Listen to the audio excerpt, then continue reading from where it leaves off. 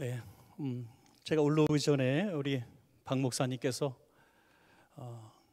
지난번 강사님이 거친 말을 하셔갖고 상처를 입으셨다고 하니까 저보고 하는 말인 줄 알고 뜨끔했습니다. 제가 다소 거친 말을 하더라도 이해해 주시면 고맙겠습니다. 우리 박 목사님은 제가 이렇게 벌써 몇 해째 뵙고 있는데 참 신사인 것 같아요. 신사. 한국교회 목사님들 참 보면은요, 목사인 제가 봐도 목사가 변화되지 않으면은 참 희망이 없다, 이런 생각을 많이 하는데, 우리 박 목사님 정도만 되면 정말 1% 훌륭한 목사라고 저는 생각합니다. 정말 인품이나 말씀의 수준, 또 성도님들 사랑하는 이런 모습들 보면 얼마나 아름다운지 알 수가 없습니다. 우리 동성교회 정말 아름답게 우리 목사님과 함께, 또 좋으신 장로님들 제가 또 몇 분 알고 있는데요, 장로님들과 함께 정말 아름다운 우리 목장을 만들어 가시기를 간절히 축복합니다. 그리고 또 많은 강사들이 지금 왔다 갔겠죠. 벌써 21일째 하는 강사인데요, 제가 한 18번, 19번쯤 되나요? 근데 저한테 특별히 이렇게 편애를 하시는 것 같아요, 여러분들이. 그래서 특송도 2팀이 나와서 특송을 해주시고, 다른 강사님 올 때는 한 팀만 했는데 저 온다고 또 2팀을 준비해 주시고, 참 이거 너무나 해석이 좋은지 모르겠지만은 저는 그렇게 생각하겠습니다. 너무너무 감사하고요. 여러분들 좀, 저는 이렇게 교회 가서 저도 많은 교회를 가는 강사는 아닙니다. 저도 목사고 그냥 평범한 목사인데요, 이렇게 강단에 가끔 설 때 보면 좀 우리 교회 분위기라는 게 너무너무 중요하거든요. 그래서 우리 동성교회는 어떤 교회일까, 제가 이제 몇 번째 오지만은 그때보다도 지금 더 좋아졌지만 앞으로도 더 좋아지는 교회가 되길 원한다면 뜯어 고칠 게 하나 있습니다. 그런 인테리어하고 주차장 확장하고 이것보다 귀한 게, 더 급한 게 있는데요, 어느 교회나 마찬가지, 얼굴을 뜯어 고쳐야 되는 거죠. 얼굴.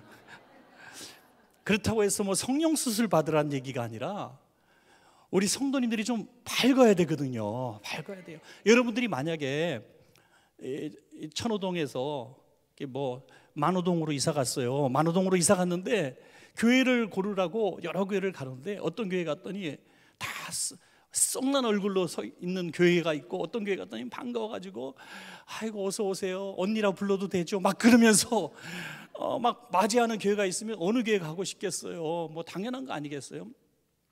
저 목동의 지구촌 교회 조봉희 목사님이라는 분이 계신데, 그분하고 이제 조금 교제할 일이 있어서 이제 우리 교회도 모시기도 했습니다. 오셔서 하신 첫 마디 말씀이 아주 얼마나 재미있는지 몰라요. 그건 굉장히 큰 대형 교회 목사님이신데요, 이렇게 말씀하는 거예요.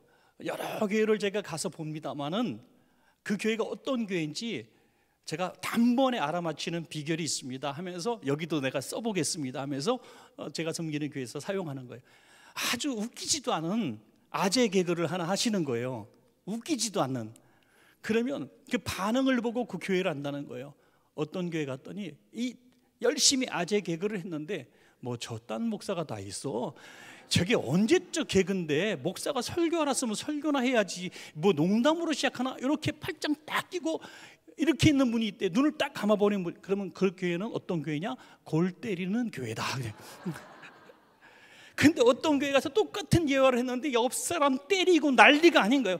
오버 액션 하는 거예요. 웃기지도 않는데 더 웃는 거예요. 막 큰 소리로 웃고.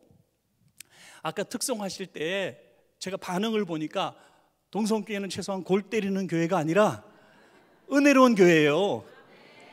막 우리 특송할 때 박수하며 환호성 지르는 모습 보니까 이 자유함이 느껴지거든요. 그래서 우리 동성교회가 이번 21일 집회 끝날 때쯤에는 얼굴이 더 변화되시기를 축복합니다. 예배당 들어오기 전과 나갈 때 얼굴이 달라야 된다는 거예요. 주로 서양에 있는 목사님들이 한국 교회에 와서 충격을 많이 받는데요, 그것은 교인들이 너무 친절하고 밝다는 거예요. 그런데 예배당 안만 들어오면 엄숙해지는 게 너무 충격이라는 거예요. 분명히 교회 앞에 로비에서는 막 그냥 권사님, 실사님, 목사님 깔깔깔깔 웃다가 문만 딱 열고 들어오면 이렇게 안 돼요. 도저히 그걸 이해할 수가 없어서 이 미국인 목사님이 담임 목사한테 여쭤봤대요. 어떻게 조금 전까지 문 밖에서는 그렇게 쾌활하고 농담하고 즐거웠던 분들이 예배당 안에 딱 들어온 순간 얼굴이 사색이 되냐고. 그랬더니 한국 교회는 예수님의 십자가가 다 걸려 있는데 여기는 예수님이 십자가를 묵상하기 때문에 그렇습니다. 그랬대요. 그랬더니 그러면 목사님 다음 주에 그 예수님이 부활하셨다고 꼭 얘기해 주세요. 이렇게 우리가 참 문화적으로도 엄한 데서 자라고 또 밥 먹을 때도 웃지도 못하고 늘 조용해라, 뭐 경건해라, 예배 때는 경건해라, 조용해라, 뭐 조금만 떠들면은 졸거나 하면 막 꼬집고 그러는데요. 그런 분위기 때문에 더 그랬는지 모르겠어요. 그 결과가 뭐냐면 젊은 세대가 교회를 오지 않아요. 예, 좀 자유로운 분위기, 용납하는 분위기가 되면 젊은이들이 많이 올 텐데 그 너무나 오래전 문화로, 어른 문화로 만들어갔기 때문이죠. 오늘 주일학교 이렇게 찬양하고 이런 모습 보니까 너무 감사해요. 애들이 우는 소리가 나야 돼요, 예배 시간에. 옛날 우리 어르신들 많이 계시지만 저는 참 젊은 사람이지만 저도 이제 막 어린 시절에도 교회를 가보면 교회들마다 애들 우는 소리 때문에 엄마들이 막 힘들어했거든요. 그래서 교회마다 유아실이 다 있었는데 요즘에 유아실이 있는데 들어갈 사람이 없어요. 애들 우는 소리가 안 나요. 또 울면은 또 막 큰일 나는 줄 알고 막 데리고 나가기도 하는데 아니에요. 애들 우는 소리가 나야 되고요. 주일학교 애들이 막 예배 시간에 막 또 돌아다니고요. 강대상까지 막 올라와야 돼요. 그러면 헌금위원하거나 목사 될 나이예요, 얘는. 그러니까 분명하거든요. 그러니까 교회가 좀 게 자유로운 분위기가 돼야 돼요. 여러분들 졸리시면, 설교 듣다가 졸리시면 그냥 누우세요. 그냥 누우시고. 예.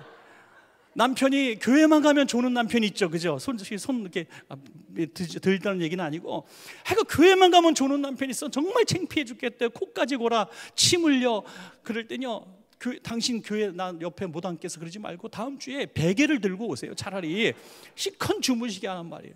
그래서 교회에서 주무시는 게 낫지. 그러다 보면 어느 날 잠이 안 온다 그래요. 어느 날 귀가 열리고 하나님이 말씀 듣는 귀를 열어주시고 은혜 예배드리는 재미를 알게 하신다 이거죠. 그러므로 예배에 자유함이 있기를 축복합니다. 우리가 그 열리는 거예요. 그게 열리는 거예요. 예, 신앙생활의 새로운 장도 열리고 기쁨도 열리고 교회 가는 발걸음이 행복해야 되잖아요. 저 오늘 설교 준비한 것과 상관없는 많은 얘기를 하고 있는데 왜 그런지 모르겠습니다. 여러분 교회 오는 발걸음이 어때요? 오늘 적어도 이 21일 저녁 집회 오시는 분들, 그것도 토요일 날, 내일 주일도 힘들 텐데 토요일 날 이 저녁에 오시는 분들 교회 오실 때 최소한 뭐 무거운 짐을 나홀로 지고 자빠질 때 이렇게 찬양하면서 오신 분은 없었을 거예요.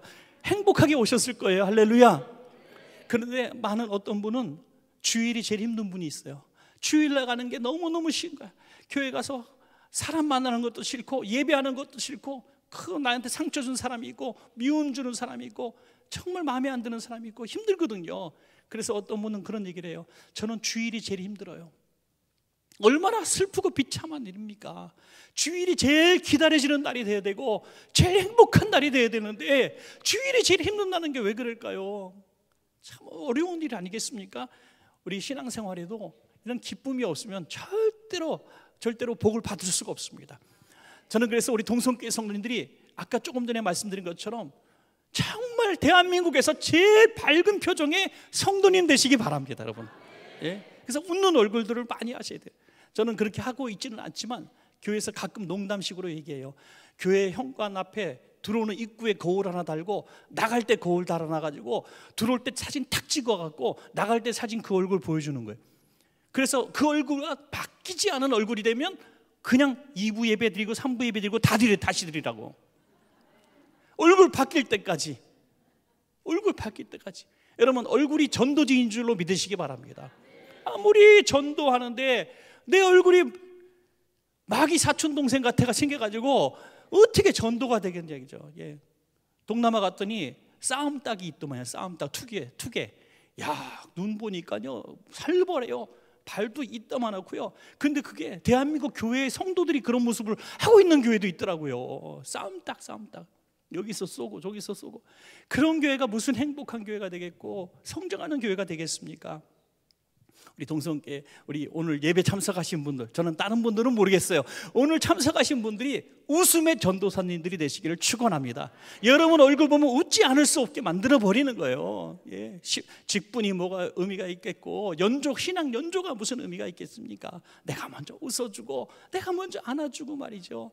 여러분 안는 허그 문화도 전통성교회도 더 있는 줄 알지만 더 많이 있으면 좋겠어요. 서로 끌어안아주고 위로해주고. 우리 교회 성도님 한 분이 이제 암이 발병이 돼가지고 6개월 동안 이제 막 기도하고, 초신자인데요, 기도하고 했는데 이제 6개월 후에 믿음으로 다시 이제 종합진료를 다시 받았는데 분명히 자기 믿음에는 나을 줄 알았다는 거예요.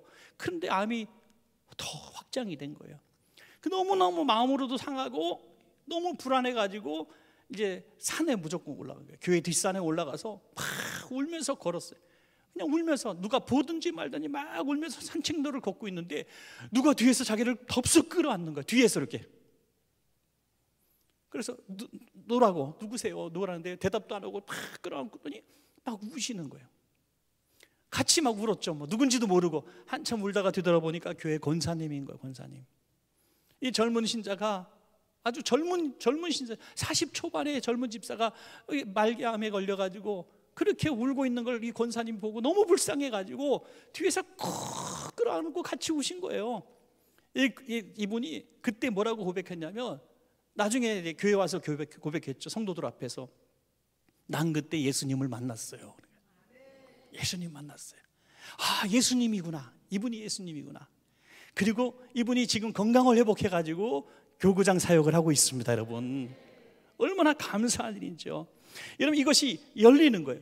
뉴욕에서 목회하는 어떤 목사님이 이제 목사님들 모임, 목회자 세미나에 오신 분들을 대상으로 자기의 별명 하나를 짓기를 시켰습니다. 닉네임이라 그러죠. 그래서 자기 이름을 하나 지어봐라. 성경에 있는 인물 중에서 골라라 그랬어요. 그랬더니 어떤 사모님이 전혀 상상하지도 못했던 이름을 짓는 거예요. 그게 바로 에바다였어요. 에바다. 그래서 사모님이 너무 신기해. 다 뭐 드보라, 다윈, 뭐 모세 이런 게 나오는데 왜 에바다냐? 그래서 왜 그렇게 에바다라고 지셨어요? 했더니 이 사모님이 슬픈 얘기를 하는 거예요. 6남매인데 4남매가 장애를 가지고 태어났고 동생이, 막내 동생이 하나 있는데 말을 못한다는 거예요.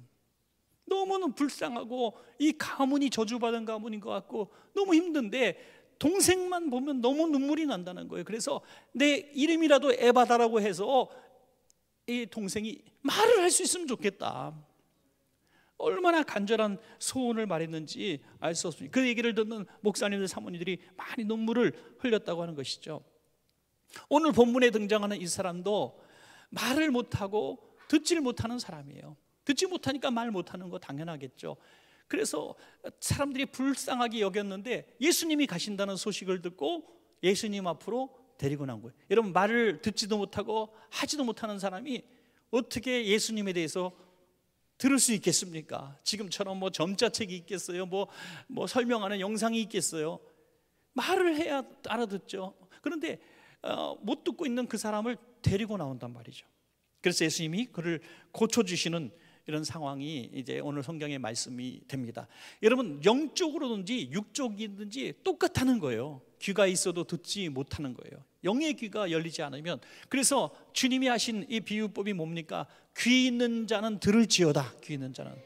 귀가 없는 사람이 어디 있어요? 그런데 귀 있는 자는 들을지어다. 사무엘 시대에 엘리 때문에 또 이 불의한 백성들 때문에 하나님의 이상이, 말이 들리지 않는 시대가 되었어요. 그래서 영이 어두운 시대가 되었다는 거죠. 그래서 사무엘 어린아이에게 말하는 그 음성을 듣고 엘리가 부끄러움을 당했을 거예요. 하나님의 말씀이 희귀한 시대였다는 거죠. 그러나 이 영의 귀가 활짝 열리는 사무엘 시대에 온 백성들이 주님 앞에 돌아오는 역사가 일어난 것이죠. 육신적으로도 마찬가지고요. 말귀를 못 알아들으면 참 괴롭잖아요. 육신적으로도. 근데 영의 귀가 열리지 않으면 알아들을 수가 없는 거죠. 여러분, 영적으로 분명히 막힌 게 있어요. 마귀에 의해서 막힌 것도 있고, 내 마음이 강팍해서 막힌 것도 있고, 소통이 되지 않아. 교회 나와서도 행복하지가 않아요. 뭔가 응답이 없어요. 아무리 기도해도 응답을 받아야 내가 어떻게 결정할 텐데 응답이 없어요.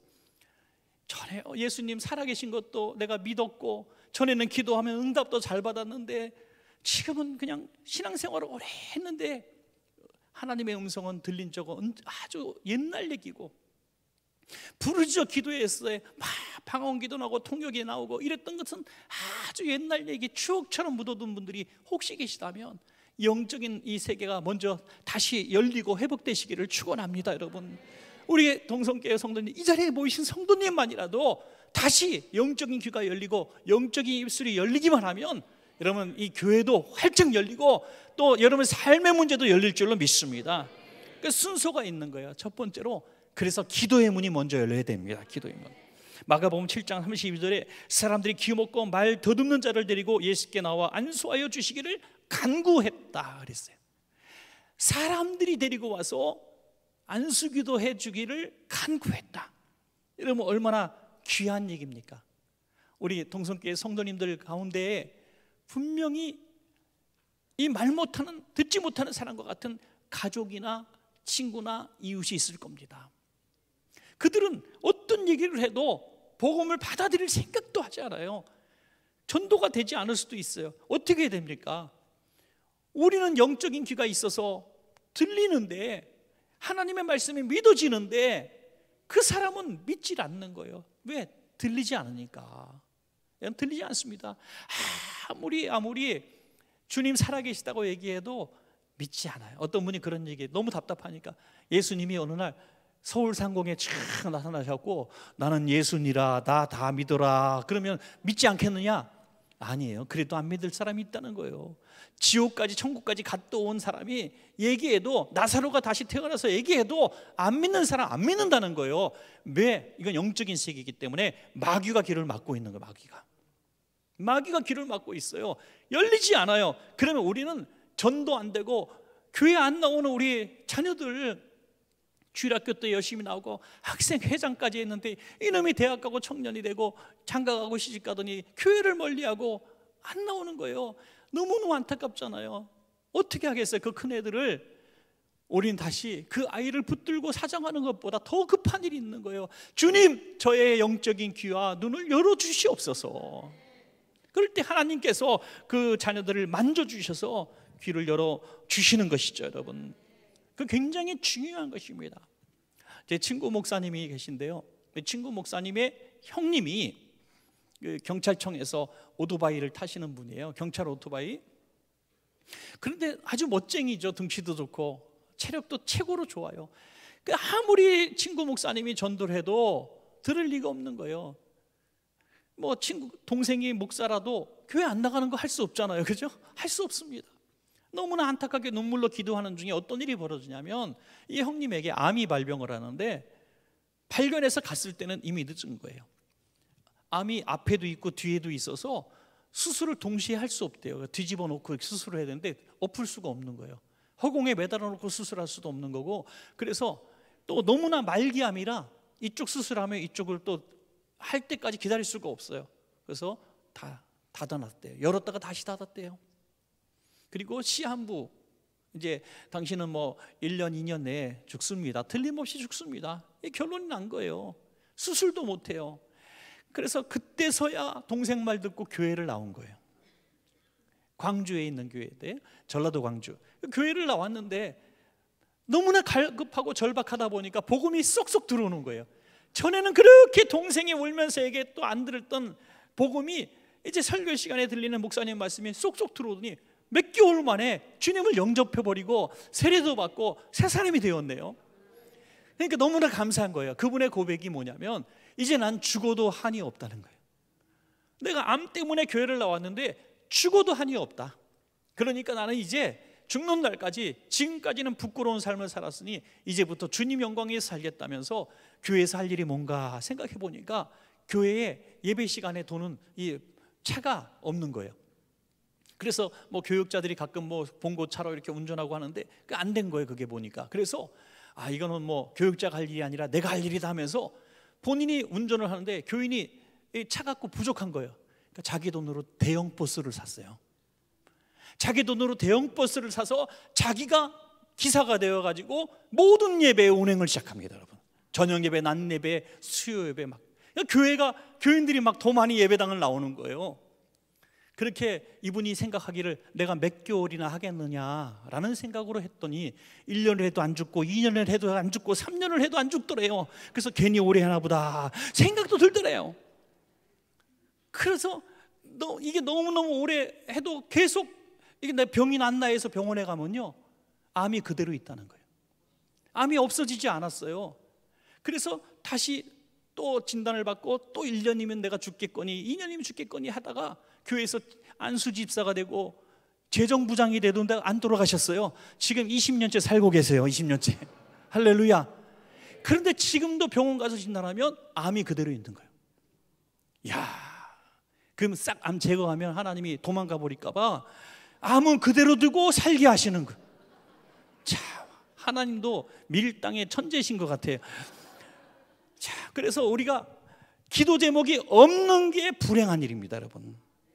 기도 제목 한 가지는 반드시 남겨야 돼요. 어떤 분이 그런 얘기해요. 이 문제 해결되면 저 문제 생기고 저 문제 해결되면 이 문제 생기고 난 언제 문제 없는 세상에 살까? 그러면 빨리 천국 가시면 돼요. 하게 문제 없는 세상 없어요. 하나님이 허락하지 않으세요. 한 가지 문제라도 있어야 하는 거예요. 그래서 하나님 앞에 기도하게 하시는 거죠. 기도의 문이 닫히는 순간 우리는 영의 눈도 또 육적인 눈도 다 멀고 귀도 막히게 되어 있는 것입니다, 여러분. 그래서 우리는 열려야 됩니다. 열려야 돼요. 기도의 소리가 우리 동성교회 다시 크게 울려 퍼지시기 바랍니다. 부르짖는 기도 소리가 여기저기 골방에서 막 울려나기를 바랍니다. 교육관 방방마다 교사들이 모이면 기도부터 하는 거예요. 여러분, 교사들 모여서 또 우리 어떤 기관들 모여서 회의하잖아요. 회의가 길어지고 심각해지면요, 기도할 수가 없어요. 기도가 안 나와요. 근데 기도를 열심히 하면요, 문제가 해결되어지고 문제가 안 생겨요. 그래서 어떤 문제가 생기면요, 그냥 하지 말고 기도해 하시면 돼요. 기도해. 21일 동안 이렇게 기도회를 탁 담궈놨으니까 올해 1년은 잘 나갈 것 같아요. 이 김장한 것 같아요. 김장. 할렐루야. 그래서 우리 귀한 성도님들 이 기도로 다 해결하시는데, 만약에 문제가 생기는 교회에 시험거리가 생기는 어떤 사람이 생기면 위에서 기도하는 거예요. 여러분, 그건 교육자도 위해서 기도해야 되고요, 우리 장로님들, 권사님들 위해서도 기도해야 됩니다. 특별히 담임 목사님을 위해서 더 열심히 기도해야 돼요. 예배 시간마다 우리 목사님 위해서 기도하고 계시죠? 기도하는 팀이 있을 거예요.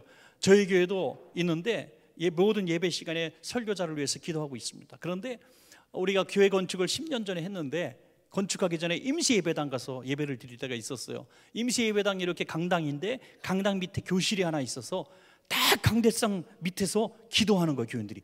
야, 제가 느꼈어요. 그때 정말 기도가 팍팍 느껴지는데, 새성전 짓고 나서 한 계층을 떨어뜨려서 다른 곳에서 기도하거든요. 기도빨이 좀 안 올라오더라고, 이게 기도빨이. 야, 바로 밑에서 막 불 떼듯이 기도하니까 기도 막 설교가 저절로 되는 것 같고 성령이 임하시는 것 같아요. 여러분, 그래서 보여지는 예배 분위기보다 보이지 않는 기도가 더 중요합니다. 예배를 위해서 찬양대도 하고 교사도 하고 여러 가지 봉사도 하고 보이는 봉사를 하지만 보이지 않는 숨겨진 기둥이 건물을 지탱하고 있는 것처럼 보이지 않는 기도자가 교회를 이끌고 있는 것입니다, 여러분. 그래서 우리는 우리 교회를 위해서 또 교육자를 위해서 기도해야 됩니다. 그렇게 기도를 하면 우리가 하나님이 그 문을 열어주시고 교회의 영적인 축복의 문도, 육신의 축복의 문도 열어주실 줄로 믿습니다, 여러분. 두 번째로 만남의 문도 열려야 합니다. 만남의 문. 가장 중요한 예수님을 만나야 돼요. 동성교회 오시는 모든 분들은 반드시 예수님 만나야 돼요. 마가복음 7장 33절에 예수께서 그 사람을 따로 데리고 무리를 떠나사 손가락을 그의 양뒤에 놓고 침을 뱉어 그의 혀에 손을 대시며 그랬습니다. 따로 인격적인 만남. 제 마음에 소원이 어느 날 생겼어요. 그래서 전 교인들 앞에서 여러 차례 강조했습니다. 제 목회 소원이 하나 생겼습니다. 목회 소원이 뭔지 궁금하지 않으세요? 하면서 얘기했어요. 뭡니까? 물어보면 이렇게 대답했습니다. 우리 교회 모든 성도님들, 어린아이부터 노년에까지 모든 사람이 다 개인적으로 예수님 만나기를 원합니다. 그랬어요. 네, 교회에 나오는 사람 가지고 안 되는 거예요. 등록할 사람 가지고 되는 게 아니에요. 예수님 인격적으로 만나야 하는 것이죠. 우리 자녀들도 그냥 어릴 때는 엄마 따라오기도 하고요, 또 때로는 새벽 예배 우는 아이 끌어나와서 특별 집회 하기도 하고요, 너무 예쁜 것 같잖아요. 오늘 주일학교 학생들 이렇게 예배드리니까 너무너무 이뻐요. 너무너무 귀해요. 그런데 자다 깨다 다시 보자 해야 돼요. 언제 사라질지 몰라. 언제 사라질지 몰라. 그래서 우리는 이렇게 기도해야 되는 거죠. 교회 열심히 나오기를 위해서 기도하는 것보다 소중한 것은 우리의 자녀들이 예수님을 만나게 해주세요. 예수님 만나면 전 세계 어디를 가도 교회에 나가는 자녀들이 될 수가 있는 것입니다. 여러분, 인격적으로 개인적으로 만나는 게, 전체 모여서 예배할 때는 예수님 살아계신 것 같고 오늘 내가 예배 드린 것 같고 은혜 받은 것 같은데 착각일 수 있다는 거죠. 다른 사람 다 천국 가는데 나만 못 가면 무슨 의미가 있습니까, 여러분? 오늘 이 한 사람을 데리고 예수님은 따로 한적한 곳으로 가셔서 접촉을 하시는 거예요. 그를 만져주셨습니다. 그를 만져주셨어요. 여러분, 우리가 그런 소원을 가져야 됩니다. 저 예수님 손을 만지고 싶습니다. 예수님 못자국 난 손을 만지고 싶습니다. 제가 기도를 이렇게 성도님들 해드릴 때 제일 많이 쓰는 문장이 바로 이 문장입니다. 예수님 피 묻은 손으로 만져주십시오. 피 묻은 흰 손으로 좀 만져주십시오. 믿음의 접촉, 믿음의 접촉. 12의 혈루증 앓던 여인이 예수님의 옷자락을 만졌는데 수많은 사람들이 밀치고 땡기는 것은 주님은 관심이 없으셨어요. 믿음을 가지고 예수님을 만지기를 원한 그 한 여인만 내 몸을 만졌다고, 내 몸에 손을 대었다고 예수님이 인정하신 거예요. 수많은 시간 예배를 드리고 교회를 왔다 갔다 하는데 그냥 사람만 만나가고 어떤 예배만 구경하다가 돌아가는 사람이 무슨 의미가 있습니까? 예배 와서 예수님 꼭 만나고 예수님 음성 듣고 예수님 위로받고 예수님 주시는 응답을 받아가지고 돌아가야 될 줄로 믿습니다. 이게 너무너무 중요한 것이죠. 오늘 예수님께서 그 환자를 어루만지시면서 무슨 얘기를 하셨을까요? 성경엔 기록되지 않았어요. 아마 속삭이듯이 이런 얘기를 하셨을 것 같아요. 제 생각이에요. 또 문목사가 와서 예수님이 그런 말씀, 성경에 없는 얘기를 이단이다 그렇게 하지 마시고 이런 말씀 하실 것 같아요. 야, 얼마나 힘들었니?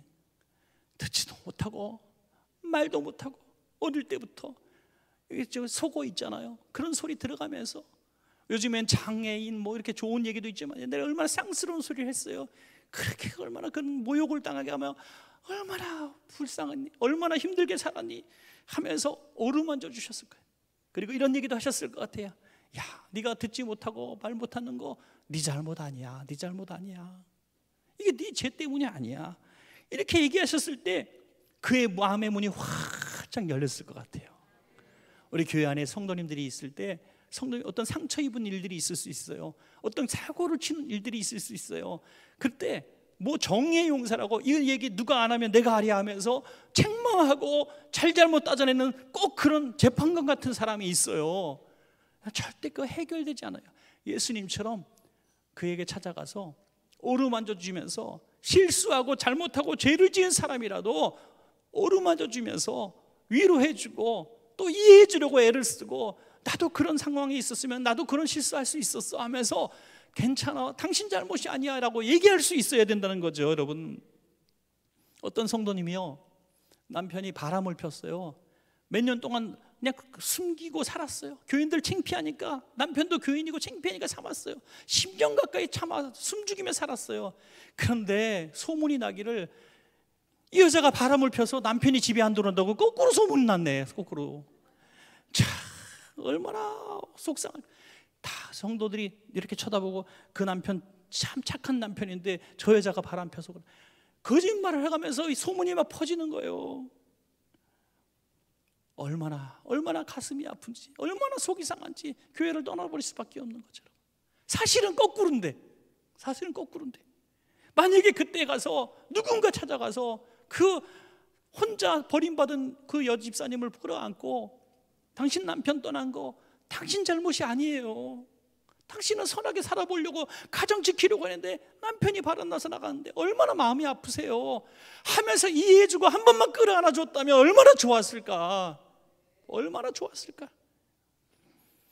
만남의 문이 열려야 됩니다. 만남의 10년이 돼도 20년이 돼도 한 번도 대화 안 하는 동성교회 성도님들 있을 수 있잖아요. 예? 예배 드릴 때 보면 항상 앉는 자리 그 자리가 내 자리잖아, 그죠?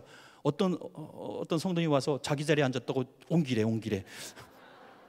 그 시험 들어서 또 교회를 떠나는 애요. 어떤 사람, 뭐 그런 사람, 오늘 그런 분은 없겠지만 거기 비슷한 데 앉잖아요. 한 3, 4년째 앞뒤로 앉으면서 한마디 말 트지 않은 것도 기적이야. 그것도 너무 기적이잖아요. 그래서 오늘은 앞뒤에 성도님과 인사하는데 제 이름은 뭡니다 하고 인사하는데요, 갑자기 뒤돌면요, 이게 담 걸리면 큰일 나요. 그러니까 60대 이상은요 이렇게 이 속도로 동기세요. 이 속도로 앞뒤로 인사하면서 저는 아무개 집사입니다, 아무개 장로입니다, 반갑습니다. 시작.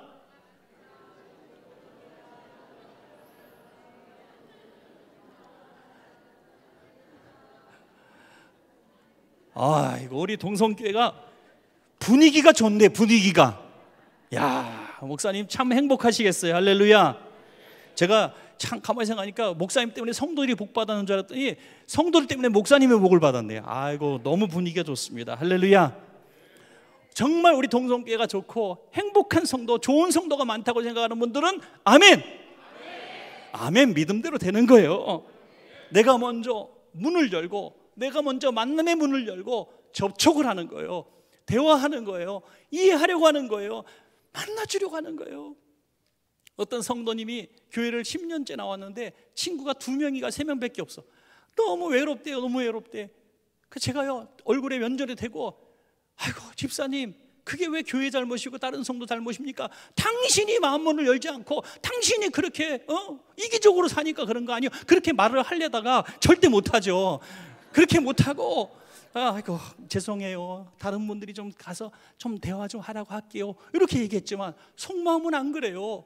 내가 먼저 마음의 문을 열면요 얼마든지 만날 수 있고요, 얼마든지 접촉할 수 있어요. 예수님도 만나기를 사모하고 부르고 찾으면 예수님이 만나 주신다고 약속해 주셨습니다, 여러분. 그래서 오늘 주님께서 우리를 지명하여 부르신 것처럼 우리는 주님은 이미 우리를 알고 계십니다. 그러므로 우리도 주님을 찾기 위해서 갈망하고 인격적으로 주님 만나고 인격적으로 우리 성도님들과 교제함으로 말미암아 정말 행복한 동성교회, 주님 만날 수 있는 교회가 되시기를 간절히 축원합니다, 여러분. 마지막 세 번째는 믿음의 문이 열려야 될 줄로 믿습니다, 여러분. 믿음의 문이 열리면 나중엔 다 열리는 거예요. 믿음의 문은 선포입니다. 선포. 여러분, 말이 먼저입니까? 생각이 먼저입니까? 예, 우리는 생각이 먼저라고 거의 생각해요. 그런데 생각이 먼저인 대로 사는 사람은 천재예요, 천재. 그리고 그런 사람이 있긴 있어요. 그런 사람은 그렇게 살아야 된다고 생각하는 사람 당연합니다. 그래서 말이 먼저 나온 사람한테 뭐라 그래요? 너는 왜 생각 없이 말하냐, 그러죠? 생각 없이 말해요. 근데 성경에 말씀하시기를 말에 실수가 없으면, 말에 실수가 없으면 무슨 말, 어떤 사람? 온전한 사람이라 했어요. 온전한 사람이 세상에 없다는 얘기예요. 모두가 말에 이 실수가 있어요. 그러니까 말을 하고 후회하는 거죠. 우리 성도님들 가운데 그런 후회 안 해본 사람 한 명도 없을 거예요. 내가 왜 그런 소리 해가지고, 아이고 내가 말을 잘못했네, 내가 정말 실수했네. 마음에 아픈 일들이 너무너무 많을 거예요. 그런데 믿음의 말, 불신의 말이 그렇게 중요하다는 거죠. 가데스 바네아에서 정탐꾼들이 했던 얘기 듣고 울면서 원망할 때 내가 내 말이 내 귀에 들린 대로 행하리라 그랬어요. 하나님 아니에요, 저는요 생각은 믿는데 입으로만 실수한 거예요. 소용없다. 내가 내 생각한 대로 들으리라 그렇게 말씀하지 않으셨다니까요. 내가 내 말한 대로 들으리라. 여러분, 사람은 말로 평가하는 것입니다. 어느 집사님, 어느 권사님, 장로님 평가할 때 뭘로 평가해요? 그분이 한 말을 가지고 평가하는 거잖아요. 그러니까 그냥 좋든 싫든 기본기를 하려고 하는 분들은 말을 안 하면 돼. 그냥 말 안 하면 기본기를 해요. 항상 말을 해가지고 분쟁이 일어나고, 말 때문에 화가 나고, 말 때문에 상처를 주고 상처를 받는 거예요. 여러분, 그래서 우리가 입술을 열 때 항상 생각해요. 이건 마귀가 좋아하는 말인가, 하나님이 좋아하시는 말인가. 항상 그거 딱 기준을 가지고 둘 중에 하나밖에 없어요. 하나님이 기뻐하시는 말과 마귀가 기뻐하는 말을 분명히 가려서 믿음으로 믿음의 말만 하시길 바랍니다, 여러분. 마가복음 7장 34절에서 35절, 하늘을 우러러 탄식하시며 그에게 이르시되 에바다 하시니 이는 열리라는 뜻이라. 그의 귀가 열리고 혀가 맺힌 것이 곧 풀려 말이 분명하여졌더라 그랬어요. 정말 저는 이런 사람 만나면 너무너무 좋겠어요. 교회가 건축하다가 조금 어려운 적이 있었습니다. 그래서 6개월 동안 건축하다가 건축이 멈춰졌어요. 시행사가 부도를 내고 도망갔어요. 저희는 성금 낸 거 24개 업체에 보통 맞지 못한 사람이 다시 우리한테 달라고 덤벼들어요. 철문은 굳게 닫혔어요. 6개월 동안. 제가 얼마나 힘들었는지 짐작은 가십니까? 밥을 먹을 수가 없어요. 밥을 먹었는데 쌀이 모래라는 생각이 착 들더라고요. 모래. 입이 탁탁하고 도무지 안 되는 거예요. 만약에 그때 성도님들마저 저한테 와서 목사님 기도도 안 하셨죠? 목사님 어떻게 저런 시행사를 뽑아가지고 이 꼴을 당하십니까? 아이고 교인들이 피 같은 헌금 이렇게 해서 24억이 날아가게 생겼네요. 이렇게 얘기했으면 어떡할 뻔했어요. 제가 그냥 살기 싫었겠죠. 제 친구 목사가 동갑내기인데 교인 몇십 명 가지고 정말 큰 교회를 짓고 지금은 성장을 했지만 5년째 건축을 했어요. 5년째. 요만큼 생기면 또 짓고 요만큼 생기면 또 짓고. 서울 시내에서 한 번은 교회 뼈대만 생긴 교회 옥상에 딱 올라갔는데 골조만 올라. 거기서 마귀가 이렇게 얘기하더래요. 그냥 뛰어내려라 그러더래. 야, 예수님이 받은 시험은요 영광을 위해서 뛰어내리라 했는데 이거는 그냥 죽자. 그러면서 어떤 생각이, 내가 여기서 떨어져 죽으면 내가 보험을 들어놨으니까 건축헌금을 좀 얼마 낼 수 있겠네, 이런 생각까지 들더래요. 얼마나 돈에 가슴이 아팠으면, 건축헌금이 얼마나 지금 절박했으면 자기 죽어서 보험금 타가지고 건축헌금이라도 좀 냈으면 좋겠다. 그리고 내가 너무 사는 게 힘든 거예요. 아침에 눈 뜨기 5년째 건축을 했다고 생각해 보세요, 여러분. 한번 길을 가는데 도로를 이렇게 걷는데 자꾸 도로로 몸이 가더래. 이렇게 도로로 몸이 가더래. 뒤에서 누가 팍 쳐줬으면 좋겠다. 그 정도로 힘든 시간을 보냈는데 견딜 수 있었던 이유 무엇인가? 성도들이 그래도 믿음의 말을 하는 성도가 있었다는 거죠. 목사님 힘내세요. 우리 교회 반드시 될 겁니다. 하나님이 살아계신 도와주실 거예요. 제가 좀 더 기도할게요. 이런 성도들이 있었다는 거예요. 저희 교회도 그 건축 부도 나기 직전에는 기도하는 성도가 그렇게 많지 않았던 것 같은데 부도가 딱 났다 그러니까 그날부터 하루 저녁에 250명 정도가 교회에 와서 철야를 하네요. 250명 정도. 그리고요 저한테 와서 한 명도 목사가 왜 이렇게 기도 안 해서 책임을 묻는 사람이 한 사람도 없었어요. 제가 진짜 양심을 걸고 말합니다. 한 사람도 없었어요. 오히려 그 날부터 성도님들이 와서 저한테 용돈을 주기 시작하는데요, 제가 정확히 기억합니다. 23일 동안 하루도 빼놓지 않고 용돈을 받았습니다. 근데 24일째 끊어지니까 얼마나 섭섭하던지 하여튼 23일 동안 봉투를 갖고 와서 목사님 힘내세요, 혼내세요, 고기라도 사서 드세요, 목사님 힘내세요, 목사님 잘못 아니에요, 하나님이 더 큰 뜻이 있으시겠죠 하면서 얼마나 저를 응원하고 용돈을 주시고 하는지요. 참, 그래서 얼마나 지금도 그 고마움을 잊을 수가 없어요. 그런데 하나님은 정말 놀라우신 하나님이에요. 그때 만약에 그 성전을 그대로 짓으면 앞에 그 야구장처럼 뾰족한, 이렇게 예배당이 아니라 강단이 야구장처럼 이렇게 뾰족한 이 강단이 있어요. 왜냐하면 이쪽에 집이 있었기 때문에.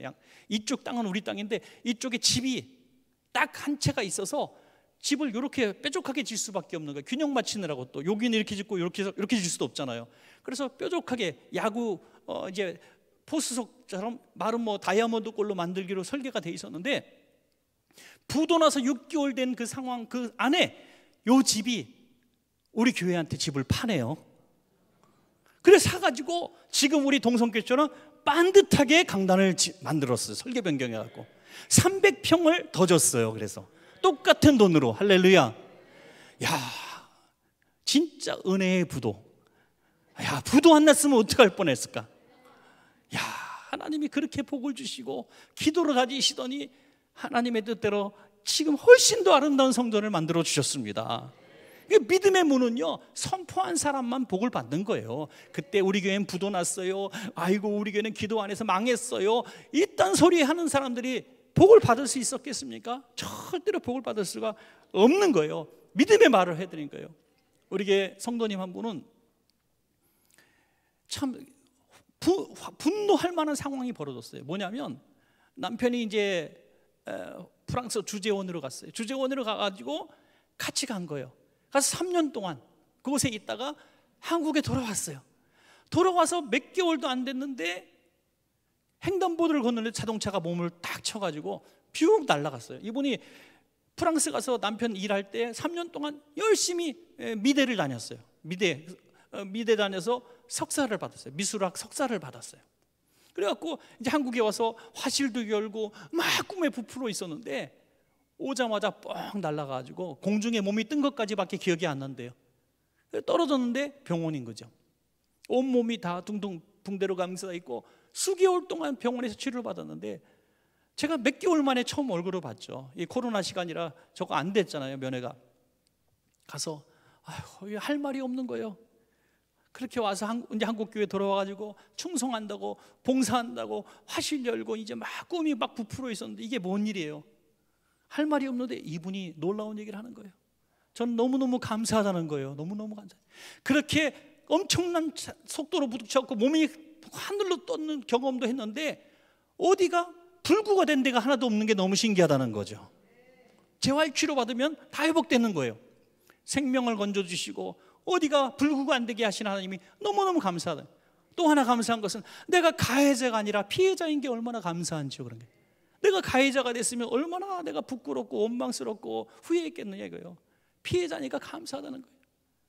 그 감사가 거짓말 감사한 줄 알았는데 그냥 하는 말인 줄 알았더니 퇴원 딱 하는 날 사고 보상금을 다 하나님 앞에 헌금을 딱 하더라고요. 그래서 진짜인 줄 알았어요. 그 사람이 물질이 있어야 믿음이 가는가 봐. 그래서 야, 이분이 진짜 감사한 거구나. 제가 믿어졌어요. 말로만 할 수는 있잖아요. 근데 그 말의 증명을 그렇게 정말 하더라니까요.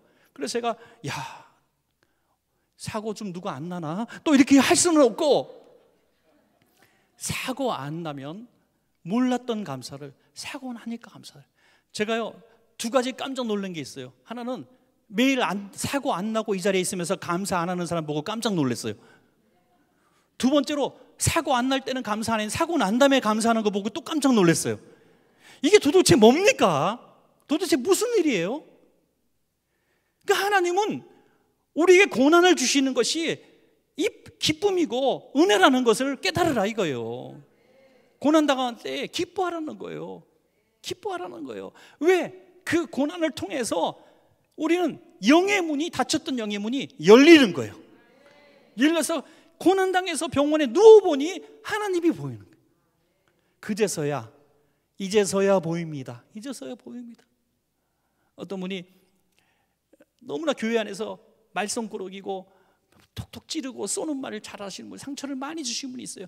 근데 이제 뭐 60대 중후반쯤 됐는데 병원에 갔더니 시한부라는 거예요. 그래서 어떻게 살아야 될까 하면서 사람들 찾아다니면서 내가 상처 준 거 미안해요. 천국 가려고 하는, 하나님 나라 가려고 하니까 이게 자꾸 걸리네요 하면서 막 사람들한테 화해하고 다니시는 거예요. 너무너무 교인들이 불쌍하잖아요, 이분. 그래서 막 끌어안고 울기도 하고 화해도 하고, 자, 믿는 사람은 저렇게 해야 돼, 막 그랬대요.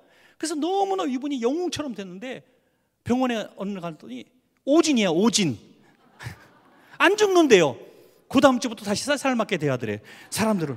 그래서 아이고 집사님 그때는 이렇게 우리한테 친절하게 용서를 구하고 그러더니 왜 다시 변하셨어요? 그러니까 내가 죽을 줄 알았으니까 그랬지, 그랬다는 거예요. 죽을 줄 알았기 때문에 그랬는데 산다 그러니까 다시 옛생활로 쏙 돌아온 거예요. 여러분, 이건 믿음이 아닙니다. 믿음은 우리의 힘이 아닌 성령이 주시는 힘으로 선포하고 살아가는 것이죠. 오죽하면 부모가 자식이 못 되는 거 보면서, 잘못되는 거 보면서 탄식하잖아요. 탄식하는데 성령님이 이와 같이 성령도 우리 연약함을 도우시나니 마땅히 기도할 바를 알지 못하나 오직 성령이 말할 수 없는 탄식으로 우리를 위해서 친히 간구하시느니라 그랬어요. 오늘 마가복음 7장에 놀랍게도 예수님의 탄식이 나와요. 하늘을 우러러 탄식하시며 그에게 이르시되 에바다 하시니 그랬어요. 탄식, 불쌍하다. 그럴 때 믿음으로 선포할 때 그 닫힌 문이 열렸다는 거예요. 사랑하는 여러분, 우리 동성교회 성도들의 입술에 이런 권세가 있기를 축원합니다. 여러분, 여러분이 선포하면 선포한 대로 역사가 일어나는 거죠. 마지막으로 한 가지 얘기만 드리고 우리 기도 제목을 한번 삼고요, 우리가 정말 열리는 기도 한번 할 텐데요, 정말 우리가 누군가에게 영향력을 끼친다는 거, 선한 영향을 끼친다는 게 얼마나 중요한지 한 예화를 드리겠습니다. 제가 친한 목사님 중에 한 분이 저기 만나교회 김병삼 목사님이란 분인데요, 그 목사님하고 이제 여러 교제를 하는데 그 목사님이 했던 아주 재밌는 얘기가 있어서 저도 지금까지 갖고 있어요. 아주 은혜롭더라고요. 뭐냐면 이분이 이제 군목 시절에 이제 사병들 앞에서 휴가증을 가지고 이렇게 많이 얘기를 합니다. 군인은 휴가가 최고잖아요. 그래서 군목에게 할당된 휴가 권한이 있어요. 그래서 여러분들에게 휴가를 보내겠습니다 하면서 모아놓고 집중을 시키는 거예요. 휴가 보낼 마땅한 이유가 없으니까 이유를 들었는데, 여러분 가운데 가장 낮은 화폐를 갖고 있는 사람을 내가 휴가 보내겠습니다 그랬어요. 그때 어떤 친구가 100원짜리를 딱 들고 나오더래요. 100원짜리. 그랬더니 어떤 아이가 50원짜리를 들고 나오더래요. 어떤 아이가 여기요 하더니 10원짜리를 들고 나오더래요. 이 정도면 끝났겠다 생각해서 10원 여기 나오세요 그랬더니 이 10원이 아니라 5원짜리 있는 친구가 내가 더 작은 건데 막 그러면서 나오는 거예요. 그런데 조금 있다가 한 신병, 이제 막 군대 온 신병이 아주 긴장된 얼굴로 오더니 손을 이렇게 내미는 거예요. 손을 딱 열어보니까 1원짜리가 있더래. 1원짜리가. 자기도 깜짝 놀랐어요. 1원짜리 본 적이 없어. 너무너무 놀래가지고 그 신병을 정말 휴가를 보내줬어요. 휴가를 딱 간 사이에 다른 병사가 와서 목사님 할 얘기가 있습니다 하고 오더래요. 그러더니 그 돈 원래 그 신병 거 아닙니다 그러더래요. 그런데 그 병사들 중에서 고참 병사가 우연히 1원짜리를 갖고 있었다는 거예요. 그런데 자기는 고참인데 자기가 알고 있는 밑에 이 신병이 너무 휴가를 가고 싶어 하는 거예요. 그리고 집에 누가 식구가 아프다고 얘기를 했어요. 자기한테. 그 얘기를 미리 들은 게 있으니까 이 신병한테 가서 손을 딱 쥐어주면서 너 거라 그래 하고 1원짜리를 양보한 거예요. 그러니까 1원짜리 받은 이 신병이 너무 고마웠고 미안하지만 자기가 너무너무 휴가를 가고 싶은 절박한 마음에 자기 거인 것처럼 하고 휴가를 간 거예요. 이 얘기를 목사님이 듣고 그냥 가만히 있을 수 있겠어요? 그래서 1원짜리 진범을 찾아내가지고 1원짜리를 또 휴가를 보내주는데 박수를 받으면서 휴가를 갔다는 거 아닙니까 여러분? 여러분, 믿음이란 게 바로 이런 겁니다.